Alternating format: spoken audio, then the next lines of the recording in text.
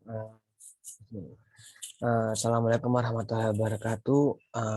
Kembali lagi bersama saya Bewardana dalam tugas hukum asuransi dengan NIM 19051043. Di sini saya akan menjelaskan tentang perjanjian yang ada di asuransi.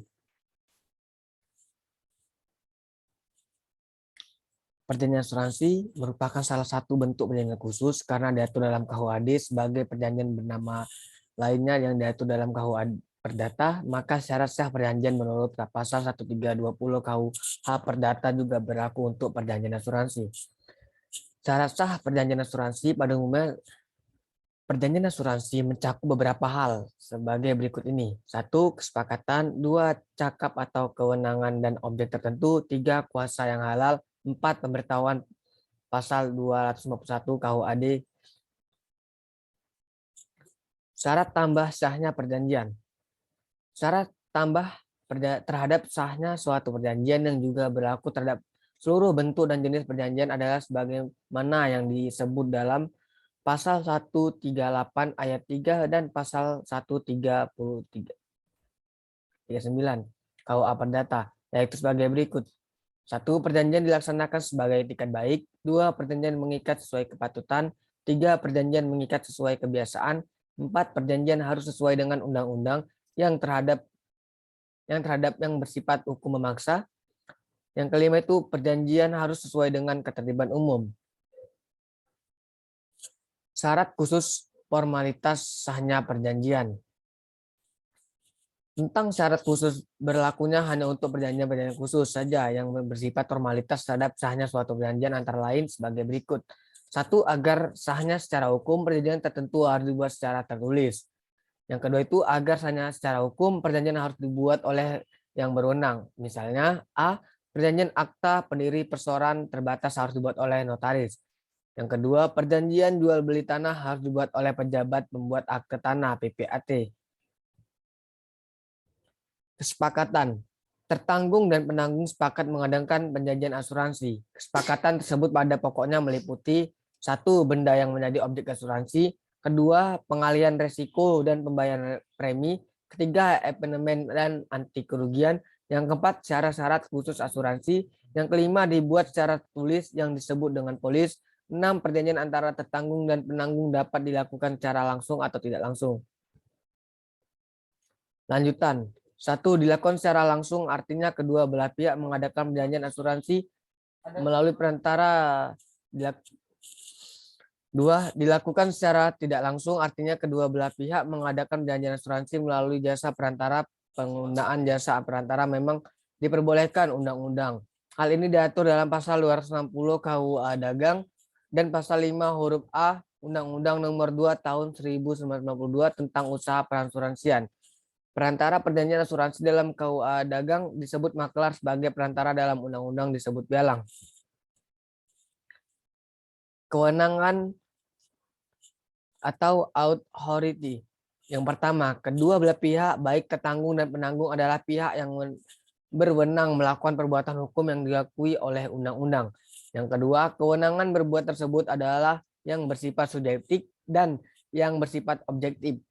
Yang ketiga, kewenangan yang bersifat subjektif artinya kedua pihak sudah dewasa, sehat ingatan, dan tidak berada di bawah pewalian atau pemegang kuasa yang sah.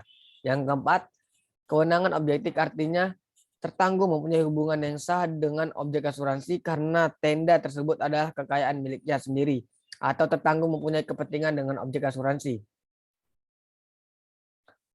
Objek tertentu. 1.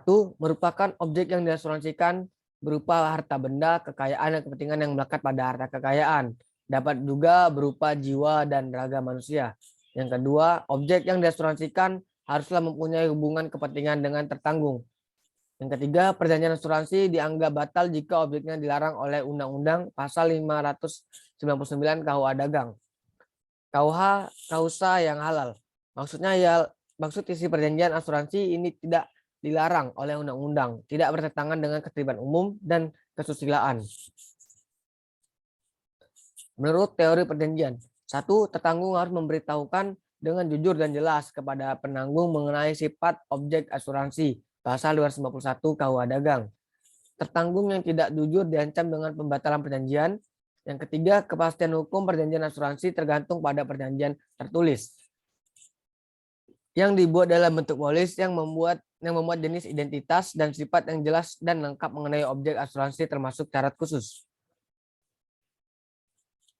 Terjadinya perjanjian asuransi. Yang pertama itu ada teori tawar-menawar.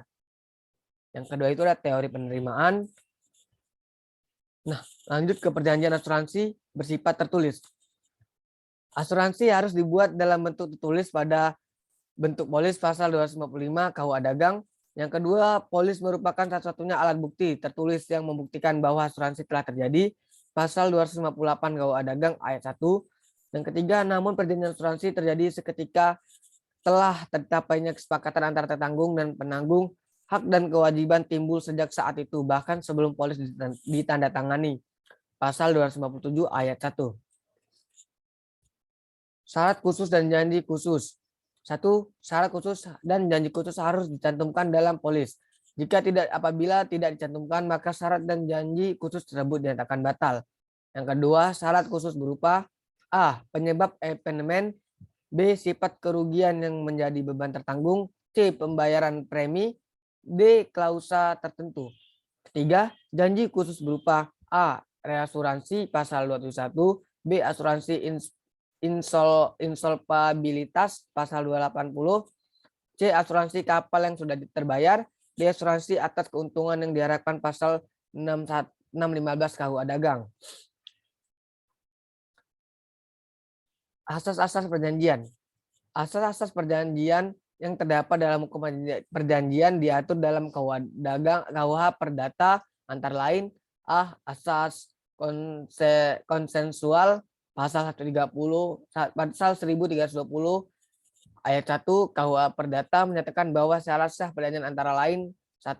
Sepakat mereka yang mengikat dirinya, 2. Kecakapan untuk membuat suatu perikatan, 3. Suatu hal tertentu, 4. Suatu sebab yang halal. B. Asas kebebasan berkontrak yang dapat disimpulkan dari ketentuan pasal 1338 ayat 1 KUH Perdata yang menyatakan bahwa semua perjanjian yang dibuat secara sah berlaku sebagai undang-undang bagi mereka yang membuatnya. C.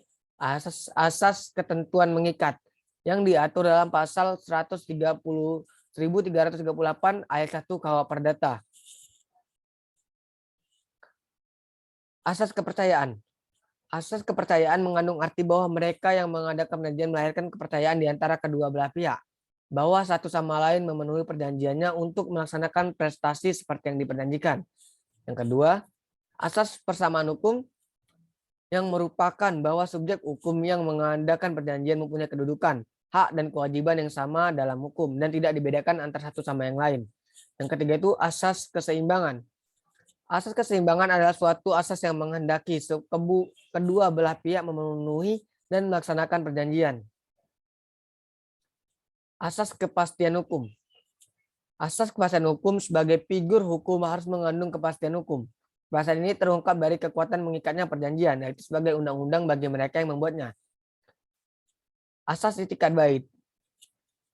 Pasal 1338 ayat 3 KUH Perdata yang menyatakan bahwa perjanjian harus dilaksanakan dengan itikat baik.